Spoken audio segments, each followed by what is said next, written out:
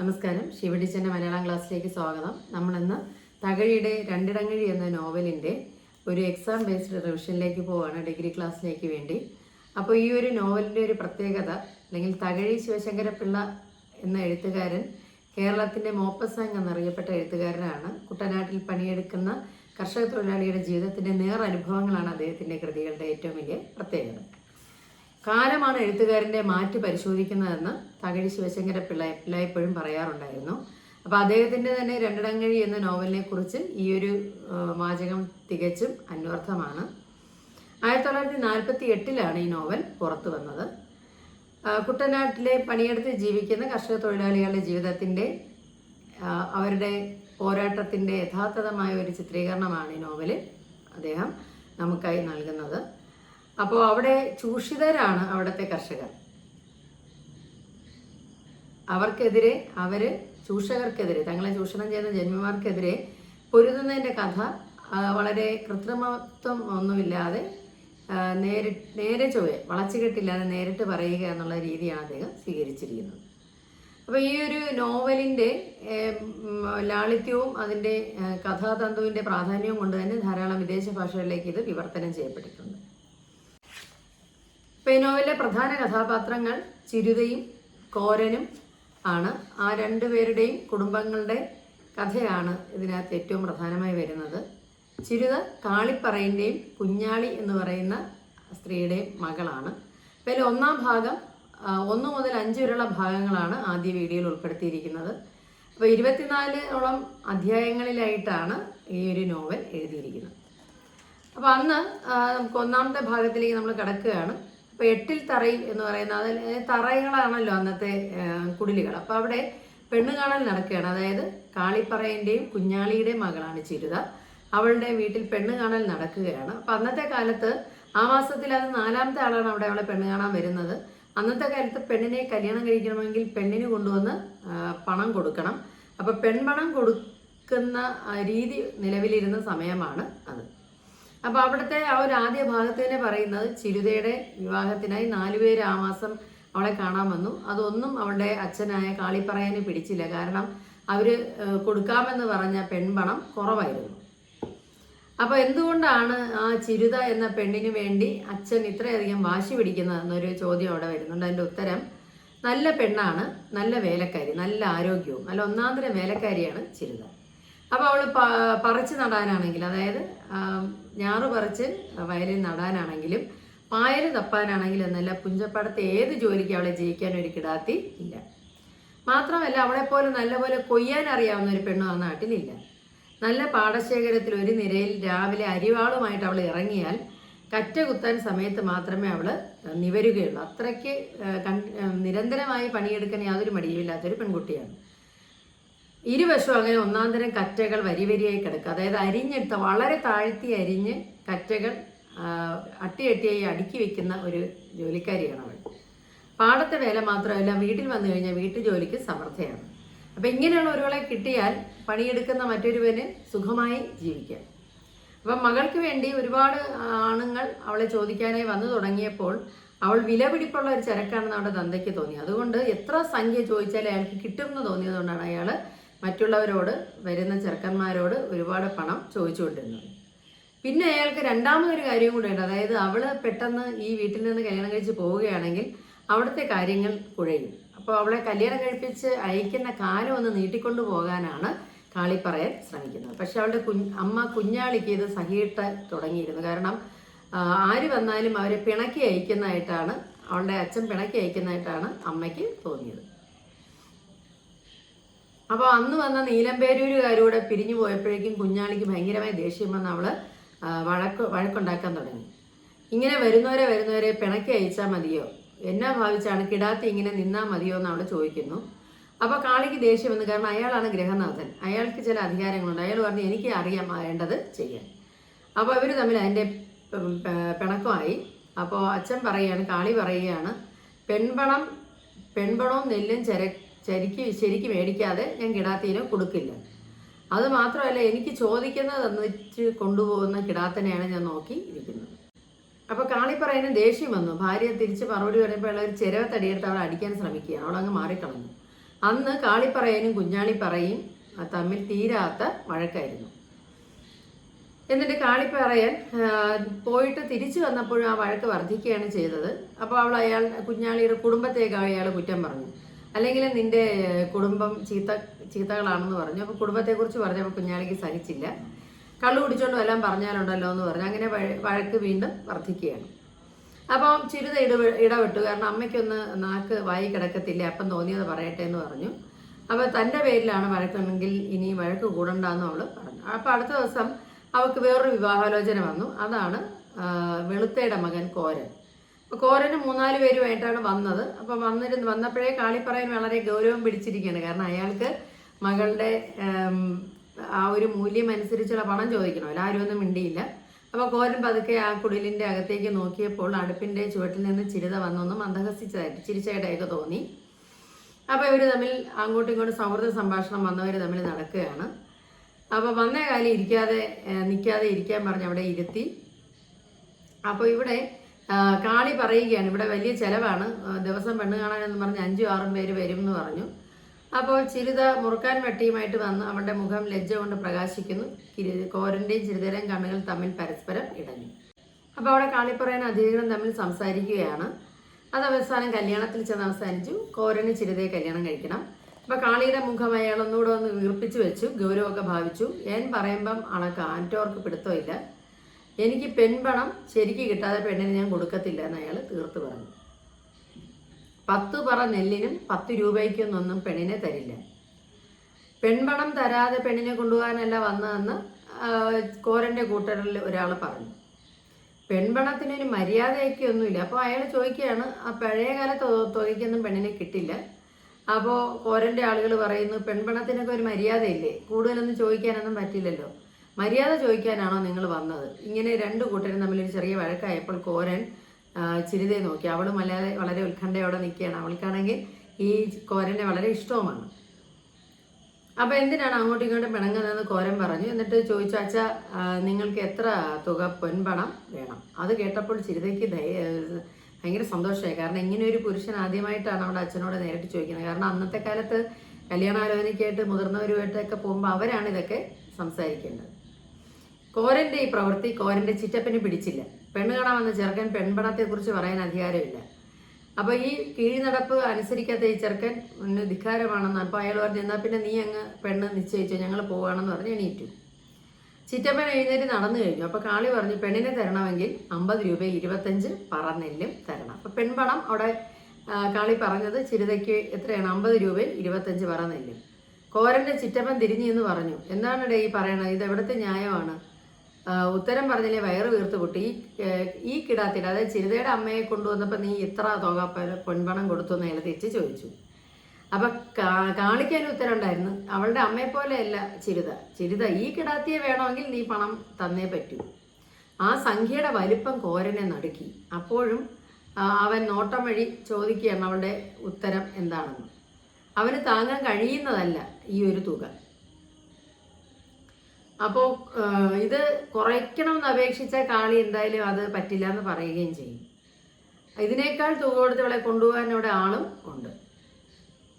ചിറ്റപ്പൻ പിണങ്ങിയാലും സാരമില്ലെന്ന് വിചാരിച്ച് ധൈര്യം സംഭരിച്ച് കോരൻ പറഞ്ഞു, അച്ഛൻ ചോദിക്കുന്ന പെൺപണം തരാം, പക്ഷേ മേടമാതം കഴിഞ്ഞ് പെണ്ണിന് വേറെ വാക്ക് കൊടുക്കാവും.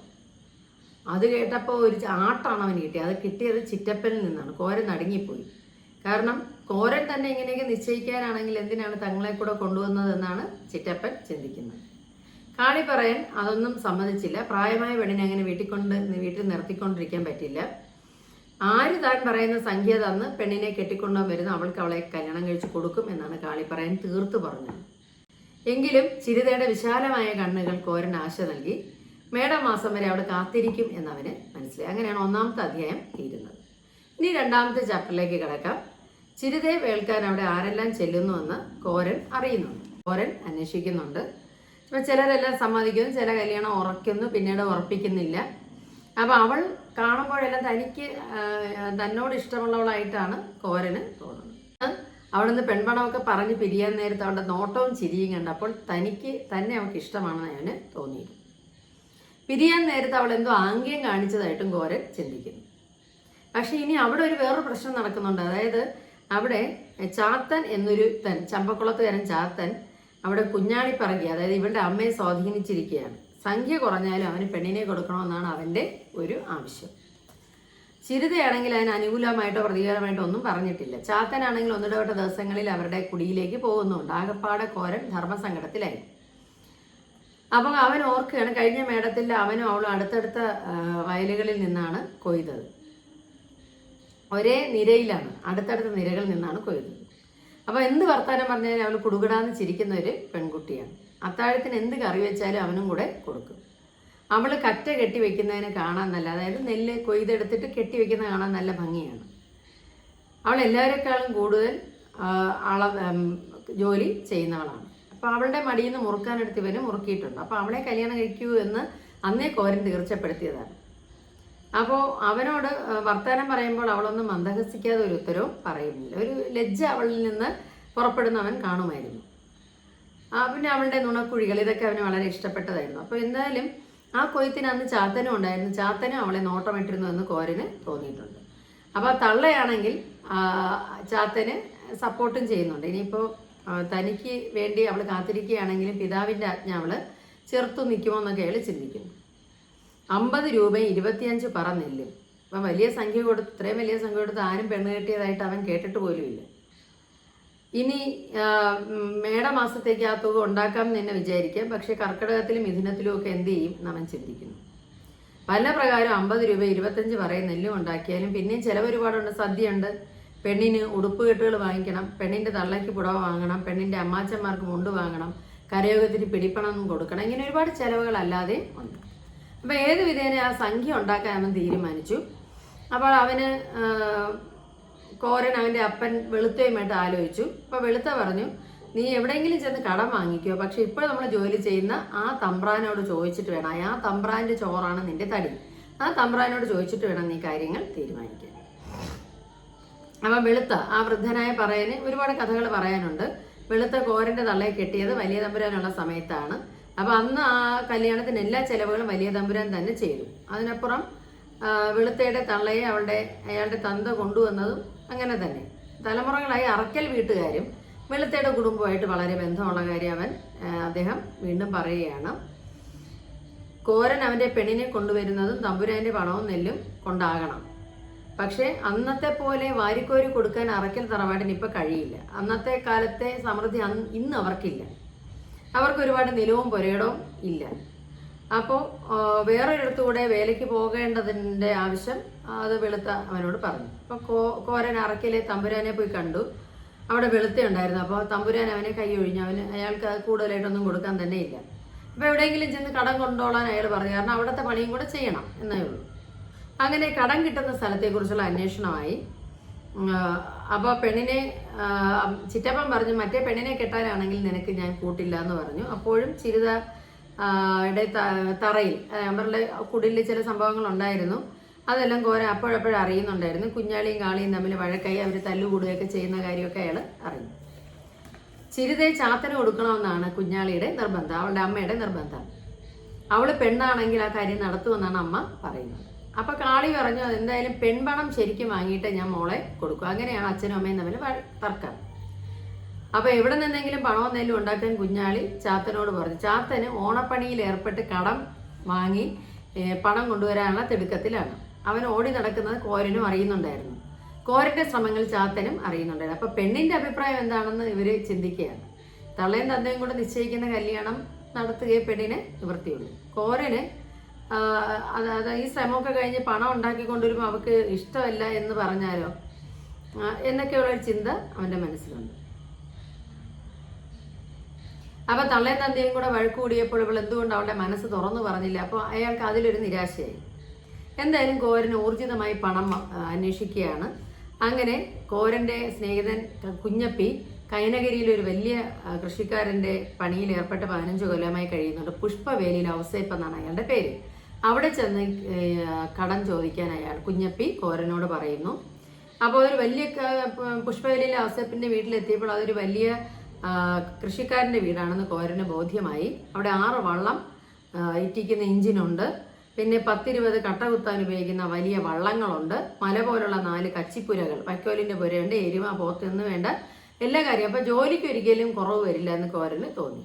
മാത്രമല്ല പുഷ്പവേലിൽ അവസേപ്പ് ഇവൻ ചോദിച്ച പണവും നെല്ലും കൊടുക്കാൻ സന്നദ്ധനുമായിരുന്നു. പക്ഷേ കർശനമായ വ്യവസ്ഥകളുണ്ട്.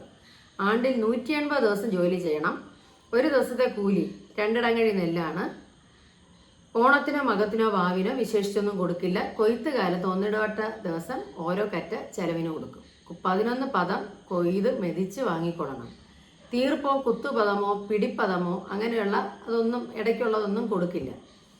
കളം പിരിയുമ്പോൾ 40 പറ നെല്ല് കൊടുക്കും. അതിൽ നിന്ന് കടം വാങ്ങിയത് നീക്കി ബാക്കിയുണ്ടെങ്കിൽ കൊണ്ടുപോകാം. ഇപ്പം ചിരിതയെ കിട്ടാനുള്ള ധൃതിയിൽ ഇവന് വ്യവസ്ഥകളൊന്നും മനസ്സിലാക്കിയില്ല. അവൻ വളരെ പെട്ടെന്ന് അത് സമ്മതിച്ചു. അവന് പണവും നെല്ലും കിട്ടി. 3-ാമത്തെ അധ്യായത്തിലേക്ക് നമ്മൾ കിടക്കുകയാണ്. 3-ാമത്തെ അധ്യായത്തിൽ കല്യാണം കഴിഞ്ഞു. അതായത് ചിരിതയുടെയും കോരൻ്റെയും കല്യാണം കഴിഞ്ഞു. സദ്യ കഴിഞ്ഞില്ല. അതിനു മുമ്പ് പെണ്ണിനെ കൊണ്ടുപോകണോ ഇല്ല എന്നുള്ളൊരു ചർച്ച അവിടെ നടക്കുകയാണ്.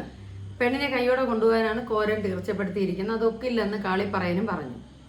അപ്പം അതിൻ്റെ ന്യായം എന്താണ്? പെണ്ണിനെ അയക്കാതിരിക്കാൻ കരക്കാർക്ക് കൊടുക്കാനുള്ള കുടിപ്പണം കൊടുത്തിട്ടില്ല, തമ്പുരാൻ്റെ പണവും കൊടുത്തിട്ടില്ല. അതും കൂടെ കിട്ടിയാലേ പെണ്ണിനെ വിടുമെന്ന് കാളിപ്പറയൻ തീർത്ത് പറഞ്ഞു. അപ്പം ആ ഒരു കല്യാണത്തിന് ഒന്നിച്ചവർ 2ആയിട്ട് പിരിഞ്ഞു, 2 ഗ്രൂപ്പായി.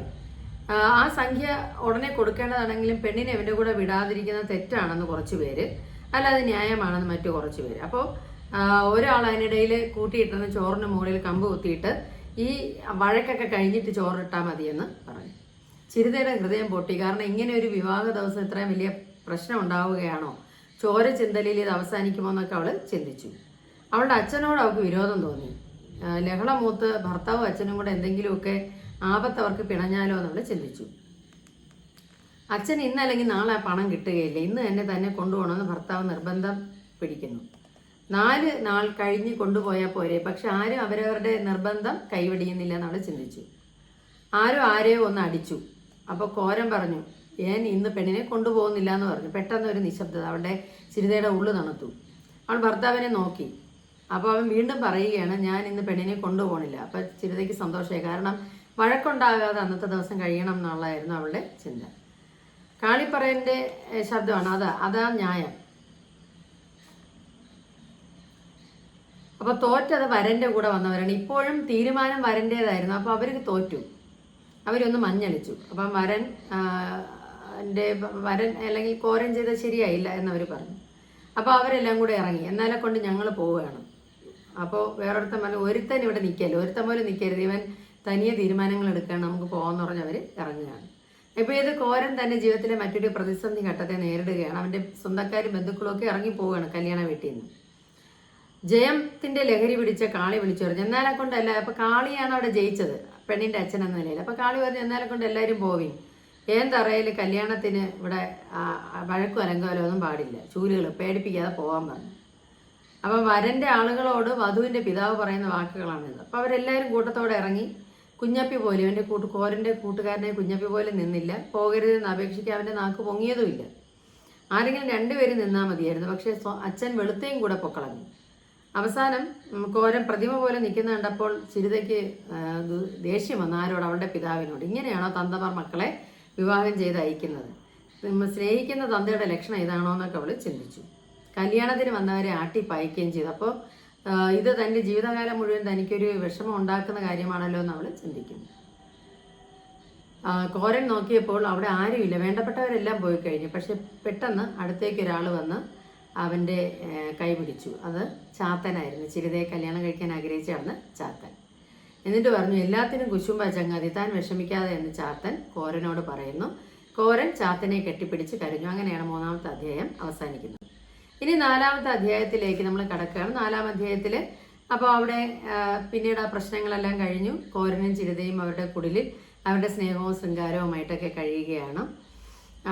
അവൻ്റെ മടിയിൽ തലവെച്ച് അവൾ മലർന്ന് കിടക്കുകയാണ്. അപ്പോൾ അവളുടെ മുഖത്ത് നോക്കിയിരുന്ന് അവൻ സ്വപ്നങ്ങൾ കാണുകയാണ്. ഈ നെറ്റിയിൽ പൊട്ടുവിട്ട് നല്ല തുണി ഉടുത്ത് പട്ടുകൊണ്ടുള്ള ചട്ടയിടിച്ച് എൻ്റെ പെണ്ണിനെ ഒന്ന് ഒരുക്കി കൊണ്ടുപോകണം, മേടമാസം കഴിയട്ടെ. അതായത് മേടമാസം വരെയാണ് അവന് കടം ബാധ്യതയുള്ളത്, അത് കഴിയട്ടെ എന്നാണ് പറഞ്ഞത്.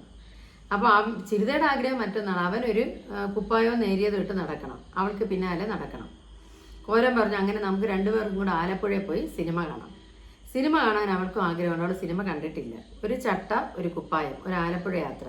അപ്പോൾ ഇത്രയും നിസ്സാരമായ ചില ആവശ്യങ്ങൾ മാത്രമേ ഈ സ്നേഹിക്കുന്ന ദമ്പതികൾക്ക് ഉള്ളൂ. അപ്പോൾ അവർ അടുത്തവരുടെ ഭാവി പരിപാടികൾ ആലോചിക്കും. നമുക്ക് ആൺകുട്ടി വേണോ പെൺകുട്ടി വേണോ, അവൾക്ക് ആൺകുഞ്ഞിനെ മതിയെന്ന് പറഞ്ഞു. പക്ഷേ നമുക്ക് കടം തിരിച്ചു കിട്ടുമോ, നമ്മൾ കടം വീട്ടുന്നില്ല, അതായത് നമ്മുടെ കല്യാണത്തിൻ്റെ കടം തീർന്നില്ല എന്ന് പറയുന്നു. ചിരിത ആശ്വസിപ്പിച്ചു. വീടാനുള്ള കടം ദിവസം 2 കൂലി എന്നെ ഏൽപ്പിക്കും, ഞാനത് കൂട്ടിവെച്ച് കൊടുക്കാം. അപ്പോൾ ആ ഭാര്യ ഗുണവതിയാണെന്ന് മനസ്സിലായി കോരൻ അവളെ ചുംബിച്ചു. കോരൻ താമസിക്കുന്നത് കുഞ്ഞപ്പിയുടെ കുടിലിൻ്റെ ഒരു ഭാഗത്താണ്. അന്ന് ഒരു വലിയ കാറ്റ് മഴയുള്ള ദിവസമായിരുന്നു. അപ്പോൾ അന്നത്തെ തണുപ്പ് കൊണ്ട് കോരനോട് ചിരിത ജോലിക്ക് പോകണ്ട എന്ന് പറഞ്ഞു. വെള്ളത്തിൽ മുങ്ങി കട്ട കുത്തുന്ന പണിയാണ്. അപ്പോൾ ഈ തണുപ്പിൽ കരയ്ക്കിരുന്നിട്ട് എന്നെ വിറയ്ക്കുന്നു. അപ്പോൾ പിന്നെ എങ്ങനെ ചെയ്യും എന്ന് അവനും ചിന്തിച്ചു. പക്ഷെ പോകാതിരിക്കുന്ന എങ്ങനെ, 180 ദിവസം എന്നുള്ള കണക്കുണ്ടല്ലോ നേരത്തെ കടം വാങ്ങിയപ്പോൾ, ആ കണക്ക് കുറയാൻ പാടില്ല. അതായത് മേടമാസം ആകുമ്പോൾ ആദായം കിട്ടണമെങ്കിൽ വാങ്ങിയ കടം വാങ്ങിയതിൻ്റെ ബാക്കിയും കൂടെ കിട്ടുകയും വേണം. മേടമാസം കഴിഞ്ഞാൽ ശരിക്കും ജീവിതം ആരംഭിക്കാൻ പറ്റും. ജോലിക്ക് പോയില്ലെങ്കിൽ പട്ടിണിയും ആവും. അരിയോ പൊരിയോ വല്ലതും ഉണ്ടോ എന്ന് ചോദിച്ചു. അപ്പം ചിരിതയ്ക്ക് കാര്യം മനസ്സിലായി. ഉണ്ടെങ്കിൽ വേലയ്ക്ക് പോകണ്ടെന്നാണ് അവൻ ഉദ്ദേശിച്ചത്. അപ്പോൾ അവൾ പറഞ്ഞു, ഇല്ലെങ്കിലും പട്ടിണി കിടക്കും, ഈ തണുപ്പത്ത് പോയാൽ വല്ല ദണ്ണവും വരും. കോരൻ മിണ്ടിയില്ല. 2 ചക്രവും ഉരി അരിയുണ്ട്, നമുക്ക് അതിനെ അനത്തി കപ്പയും മേടിച്ച് ഇന്നത്തേക്ക് കഴിക്കാമെന്ന് പറഞ്ഞു. പക്ഷെ കോരന് വീട്ടിൽ അടങ്ങിയിരിക്കാൻ ഉറപ്പ് വന്നില്ല. അപ്പോൾ ഏതാണ്ട് സൂര്യനൊന്ന് പ്രകാശിച്ചപ്പോൾ അവൻ ജോലിക്കായി തമ്പ്രാൻ്റെ വീട് വരെ പോയിട്ട് വരാമെന്ന് പറഞ്ഞ് പോയി. അന്ന് വേലയ്ക്ക് പോകേണ്ടെന്ന് കർശനമായി ചിരിത ചട്ടം കെട്ടിയിട്ട് അവൾ അതിന് അനുമതി നൽകി. അപ്പോൾ പിന്നീട് അവനെ കാണാനില്ല. അവിടെ ചിരിത കുഞ്ഞപ്പിയുടെ മകനെ കൊണ്ടൊരു ചക്രത്തിന് കപ്പ മേടിച്ചു. 1 ചക്രത്തിന് ഉപ്പും മുളകും മണ്ണെണ്ണയും മുറുക്കാനും ആ ഉരി അരിയിട്ട് കഞ്ഞിയും വെച്ചു. എന്നിട്ട് ചിരിത കാത്തിരിക്കുകയാണ്, കോരൻ വരുന്നില്ല. അപ്പം ഇന്ന് വേലയ്ക്ക് പോയി കാണുമെന്ന് അവൾ ചിന്തിക്കുന്നു. പോത്തുപോലും വെള്ളത്തിൽ തൊടാത്ത തണുപ്പിൽ എങ്ങനെയാണ് പിടിച്ചു നിൽക്കുക. അടുത്ത ദിവസം മുതൽ അസുഖം വന്ന് കോരൻ കിടപ്പിലായിരിക്കും എന്നൊക്കെ അവൾ ചിന്തിച്ചു. അപ്പോൾ അവൾ ഇതെല്ലാം ആഹാരമൊക്കെ ഉണ്ടാക്കി വെച്ചിട്ടൊന്ന് മയങ്ങിപ്പോയി. അപ്പോൾ കോരൻ വിളിച്ചെന്ന് തോന്നി അവൾ ഉണർന്നു. നോക്കിയപ്പോൾ നേരം പകലാണ്. അവൾക്ക് വയറ് കത്തുന്നു. അവളൊന്നും കഴിച്ചിട്ടില്ല. അവൾ എന്ത് ചെയ്തു, അവിടെ നിന്ന് തെളിഞ്ഞ വെള്ളം എടുത്ത് കുടിക്കുകയാണ്. അതായത് കഞ്ഞിയിലെ തെളിഞ്ഞ വെള്ളം കുടിക്കാമെന്ന് ചോദിച്ച് നോക്കിയപ്പോൾ കലവും ചട്ടിയും ഒഴിഞ്ഞിരിക്കുകയാണ്. കഞ്ഞിയും കപ്പ വെച്ച ചട്ടിയൊക്കെ ഒഴിഞ്ഞിരിക്കുകയാണ്. ഒരു കപ്പ കഷ്ണം ഒരു വറ്റവും ഇല്ല. പട്ടി കയറിയതായിരിക്കില്ല, കാരണം എല്ലാം ഉറിയിൽ പണ്ട് അങ്ങനെയാണല്ലോ, ഉറിയിൽ കെട്ടിയാണ് സാധനങ്ങൾ ഇങ്ങനെ തൂക്കിയിടുന്നത്. ആരോ താഴെ എടുത്തു വെച്ച് കുടിച്ചതാണ്. അപ്പോൾ അവൾക്ക് മനസ്സിലായി, കുഞ്ഞപ്പിയുടെ മകനുണ്ട്, അവൻ ഇതുപോലെ മുമ്പ് ചെയ്തിട്ടുണ്ട്. അപ്പോൾ ചിരിതയ്ക്ക് ദേഷ്യവും സങ്കടവും സഹിക്കാൻ വയ്യാതെ അവൾ ചീത്ത വിളിക്കാൻ തുടങ്ങി. അപ്പോൾ കുഞ്ഞപ്പിയുടെ ഭാര്യ വന്ന് മാണി ചോദിച്ചു, ആരെ അടി നീ ഇങ്ങനെ ചീത്ത വിളിക്കുന്നത്? അപ്പോൾ പറഞ്ഞു, എൻ്റെ ഉറിയിൽ വെച്ചിരുന്ന കപ്പയും കഞ്ഞിയില്ല, ഇതിലും ഭേദം പട്ടിക്കാട്ടം വാരി തിന്നുമായിരുന്നു. അപ്പോൾ ചിരിത ചീത്ത വിളി വീണ്ടും തുടങ്ങിയപ്പോൾ മാണി പറഞ്ഞു, ആരാടി വാരി തിന്നു, നിന്റെ സാധനങ്ങളൊക്കെ ഇതിൽ ശ്രദ്ധിക്കണം, വാ എന്നുള്ള വാക്കിന് പകരം മായാണ് ഉപയോഗിക്കുന്നത് കൂടുതലും, നിങ്ങളുടെ മോനാണെന്ന് അവൾ പറഞ്ഞു. എൻ്റെ മോൻ അങ്ങനെ ചെയ്യില്ലെന്ന് മാണി. അവൻ അറിയാതെ അത് പോയിട്ടില്ലെന്ന് ചിരിത വയറ് വലുതാകാൻ തിന്നിട്ട് അവളുടെ വയറ് വലുതാക്കാൻ തിന്നിട്ട് കോരൻ വരുമ്പോൾ അടികൊള്ളാതിരിക്കാൻ ഉണ്ടാക്കിയ കഥകൾ ഉണ്ടാക്കുകയാണെന്നാണ് മാണി പറഞ്ഞത്. അത് ചിരിതയ്ക്ക് സഹിക്കാൻ പറ്റിയില്ല. കാരണം അവൾക്ക് വിശപ്പ് നന്നായിട്ട് സഹിക്കാൻ കഴിയും. മുമ്പും ചിന്നൻ ഇങ്ങനെ മോഷ്ടിച്ചിട്ടുണ്ടെന്ന് അവൾ പറഞ്ഞു. എന്നിട്ട് അവളൊരു വാക്ക് പറയുന്നുണ്ട്, ചുമ്മാ പട്ടി പിറന്ന പോലെ പെറ്റാ പോരാ, പിള്ളേരെ നേരെ ചോയ വളർത്തണം. പോടി എന്ന് പറഞ്ഞ് അവളെ ആട്ടി. എന്നെ ആട്ടിയെ ഇറക്കിയാലുണ്ടല്ലോ എന്ന് ചോദിച്ചു. ഇറങ്ങടി ഞാൻ തറയുന്നു, കാരണം കുഞ്ഞപ്പിയുടെ തറയിലാണ് കുടിലിൻ്റെ ഒരു ഭാഗം മറിച്ച് കെട്ടിയാണ് അവൾ താമസിക്കുന്നത്. ചിരിത തോറ്റു, കാരണം ഇനി അവൾക്ക് പറയാൻ വാക്കുകൾ ഇല്ല. സന്ധ്യയോടടുത്തപ്പോൾ തണുത്ത് കുറച്ച് കോരൻ വന്ന് കയറി. അവൻ്റെ കയ്യിൽ കപ്പയുണ്ട്, ഉപ്പുണ്ട്, മുളകുണ്ട്, വട്ടിയിൽ നെല്ലുമുണ്ട്. അവൾ ശാസിക്കുമെന്ന് പേടിച്ചാണ് വരുന്നത്. ചിരിതയും പേടിച്ച് നിൽക്കുകയാണ്. അവളുടെ അടക്കമില്ലായ്മയെ അവൾ ശപിച്ചു. കാരണം ഒരു ദേഷ്യത്തിന് പറഞ്ഞു പോയി. കോരൻ കടവിലടുത്തപ്പോഴേ ഇവൾ ഓടിച്ചെന്ന് പറഞ്ഞു, എനിക്കൊരബദ്ധം പറ്റി. അത് തന്നെയാണ് കോരന് പറയാനുണ്ടായിരുന്നത്. അവനും ഒരു അബദ്ധം പറ്റി. ചിരിത ആ ചരിത്രമൊക്കെ വിവരിച്ചു. അപ്പോൾ അവൻ പറഞ്ഞു, നീ ചെന്ന് അവരുടെ കാല് പിടി. അതിന് ചിരിതയ്ക്ക് മനസ്സില്ല. മാണി അവളെ ചീത്ത പറഞ്ഞതാണ്. അപ്പോൾ അപ്പുറത്തുനിന്നൊരു നിലവിളി കേട്ടു. അതായത് ഈ കഞ്ഞിയും കപ്പയൊക്കെ എടുത്ത് കഴിച്ച കൊച്ചു കള്ളനുള്ള ചിന്നൻ, അവൻ വന്നപ്പോൾ മാണി അവനെ ഇടിക്കുകയാണ് പിടിച്ച്. ഇത് കേട്ടോണ്ട് നിൽക്കാൻ ചിരിതയ്ക്ക് ധൈര്യമില്ല. അപ്പം ചിന്നൻ്റെയും മാണിയുടെയും ഇടയ്ക്ക് അവൾ ചെന്ന് വീണു. ആ കുഞ്ഞിനെ അവളെ പിടിച്ചു മാറ്റി. അവൾക്ക് കിട്ടി 2 ഇടി. ചിന്നന് കിട്ടാനുള്ള 2 ഇടി കിട്ടിയത് ചിരിതയ്ക്കാണ്. അങ്ങനെ ആ പാവപ്പെട്ടവരുടെ പിണക്കം അവിടെ കഴിഞ്ഞു. അപ്പം അന്ന് രാത്രി കോരൻ കപ്പ നുറുക്കി നെല്ല് കുത്തി കഞ്ഞി വെച്ച് അവർ ആഹാരം കഴിക്കുകയാണ്. ഉറങ്ങാൻ കിടക്കുമ്പോൾ ഭാര്യ ഭർത്താവിനോട് പറഞ്ഞു, എന്നും ഇങ്ങനെ വല്ലവൻ്റെയും തറയിൽ കിടന്നാൽ മതിയോ?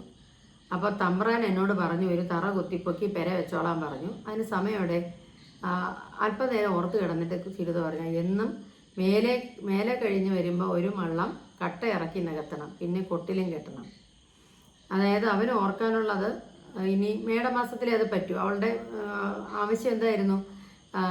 കട്ട ഇറക്കി ഒരു കുടിൽ നമുക്ക് കെട്ടണം എന്നുള്ളതാണ്. അങ്ങനെ 4ാമത്തെ അധ്യായം ഇവിടെ തീരുകയാണ്. 5ാം അധ്യായത്തിലേക്ക് പോകാം.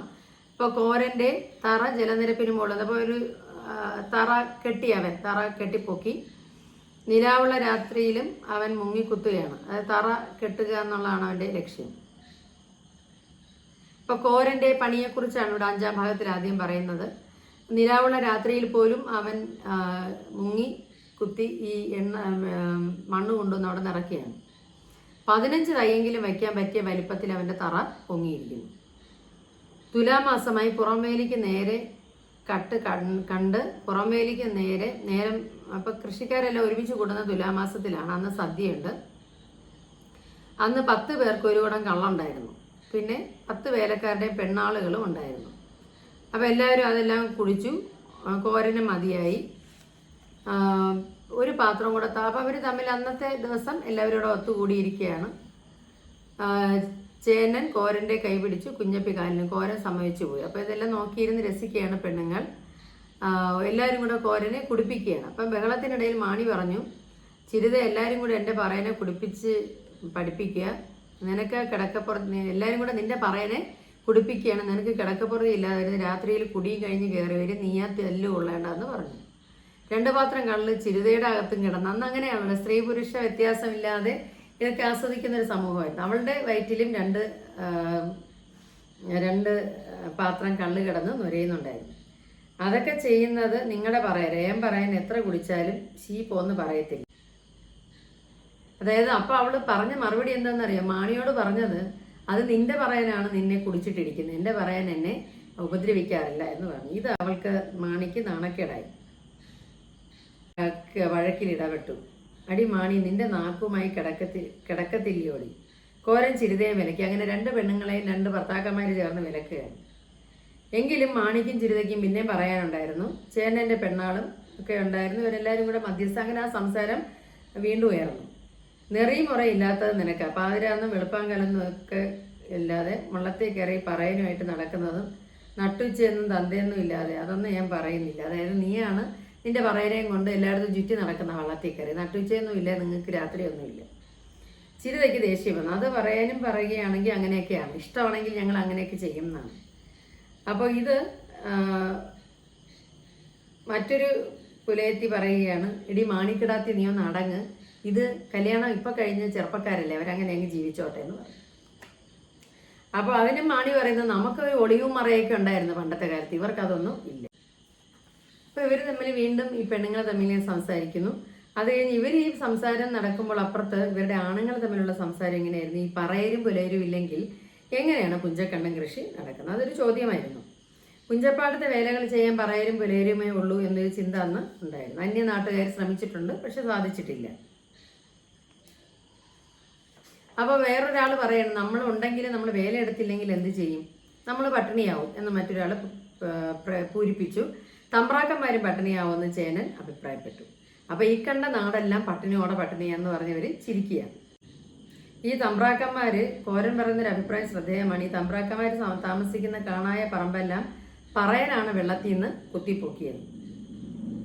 അപ്പോൾ ഷമേൽ പുലയൻ അവൻ്റെ കുട്ടിക്കാലത്തെ കഥ പറയുകയാണ്. ഈ നാട്ടിൽ അന്ന് 8 or 10 വീടേ ഉള്ളൂ, 800 ഇല്ല, 1000 ഇല്ല. കുഞ്ഞപ്പിയുടെ നാവ് അങ്ങനെ അടങ്ങി. അപ്പോൾ ഈ വീട് ഇന്ന് 800 അല്ല, 1000 ഇല്ല. അപ്പോൾ എല്ലാം പറയാനും പുലയനും പണിപ്പെട്ടതാണെന്ന് പറയുന്നുണ്ട്. പറയനും പുലയനും വേല ചെയ്ത് കൃഷി ചെയ്ത് തമ്പ്രാക്കന്മാർ അറയിൽ വാരിയിട്ടു. പറയനും പുലയനും വേല ചെയ്ത് കുത്തിപ്പൊക്കി പറമ്പുണ്ടാക്കി തൈ വെച്ച് അവർ തേങ്ങയിടുന്നു എന്നുള്ളതാണ് അവർ കണ്ടെത്തിയത്. പഴയ ജന്മിമാർ നേരും നിറയുമുള്ളവരായിരുന്നു എന്ന് ശമയൽ എന്ന പുലയൻ പറയുന്നുണ്ട്. അയാൾ പറയുന്നു, അവർ കൃഷി ചെയ്യുന്ന നെല്ല് മിക്കാനെ കൊണ്ട് സ്വത്തുണ്ടാക്കാനോ അല്ല, മനുഷ്യനെ തിന്നാനായിരുന്നു. അങ്ങനെ അവരുടെ സംസാരം അന്നത്തെ കാലത്തെ കൃഷിയെയും ഇന്നത്തെ കാലത്തെ കൃഷിയെക്കുറിച്ചുള്ളതായി. ഇന്ന് കൊച്ചു കൃഷിക്കാരെല്ലാം മുടിയുകയാണെന്നാണ് പറഞ്ഞു വന്നത്. പല്ലവനെ കണ്ടെത്തി ചെന്ന് അവർ പാട്ടത്തിന് എടുക്കും. അത് നേരാവണ്ണം കാലത്തിന് നേരത്തിന് വിളവിറക്കാൻ ഒക്കില്ല. കയ്യിലുള്ള ചെലവിനും പോലും തികയില്ല. കടം വാങ്ങും. മേടമാസത്തിലെ പാട്ടക്കാരൻ വന്ന് വലിയ പറയായിട്ട് വന്ന് ഇതെല്ലാം അളന്നുകൊണ്ട് പോകും. പിന്നെയുള്ളത് നമുക്ക് പട്ടിണി മാത്രമേ ഉള്ളൂ എന്ന് അഭിപ്രായപ്പെട്ടു. അപ്പോൾ 4-5 തമ്പ്രാക്കന്മാർ എല്ലാവരും ഇങ്ങനെയാണ്, അവരുടെ കാര്യം നമ്മളെക്കാൾ കഷ്ടമാണ് തമ്പ്രാക്കന്മാരുടെ എന്ന് ഇവർ കണ്ടെത്തി. കുഞ്ഞപ്പിയുടെ പ്രാർത്ഥന അങ്ങനെ ഒരു തമ്പുരാൻ്റെ വേലക്കാരനാകാൻ തനിക്ക് ഇടയാകരുത് എന്നാണ്. അപ്പോൾ പുറവേലിക്ക് കട്ട വയ്ക്കാൻ സമയമായെന്ന് അറിയിച്ചുകൊണ്ട് ഔസേപ്പ് മുതലാളി അവിടെ വന്നു. ആണുങ്ങളും പെണ്ണുങ്ങളും ഒക്കെ സംസാരം നിന്നു. അവർ തമ്പുരാനുമായിട്ട് വള്ളത്തിൽ കയറി ആണുങ്ങൾ പോയി. പിറ്റേന്ന് രാവിലെ ചിരുതയുടെ മടിയിൽ തലവും വെച്ച് മാണി ഇളം വെയിൽ കൊണ്ട് കിടക്കുകയാണ്. ചിരുത പേൻ കൊല്ലുന്നു. അപ്പം തലേ ദിവസം പറഞ്ഞ വഴക്കോ ഒന്നും ഇവർക്കൊന്നും ഓർമ്മയില്ല. അതെല്ലാം സാധാരണ ജനങ്ങളുടെ, അവർ ആ കർഷകരെന്ന് പറഞ്ഞാൽ ആ കുട്ടനാട്ടിലെ ഏറ്റവും താഴ്ന്ന സമുദായത്തിൽപ്പെട്ടവരാണ്. പക്ഷെ അവരുടെ ഇടയിലുണ്ടാകുന്ന സ്നേഹക്കുറവുകൾ അവർ തന്നെ അങ്ങ് പരിഹരിക്കുകയാണ്. അപ്പോൾ അവിടെ പ്രശ്നങ്ങൾ രമ്യമായി കഴിയുന്ന ഒരു ഭാഗം വരെയാണ് 5-ാമത്തെ അധ്യായത്തിൽ വരുന്നത്. അപ്പോൾ ഇതിലെ പ്രധാന ഭാഗങ്ങൾ ശ്രദ്ധിക്കുക. അടുത്ത ക്ലാസ്സിൽ കാണുന്നവരെ സ്നേഹത്തോടെ ഷീബ ടീച്ചർ.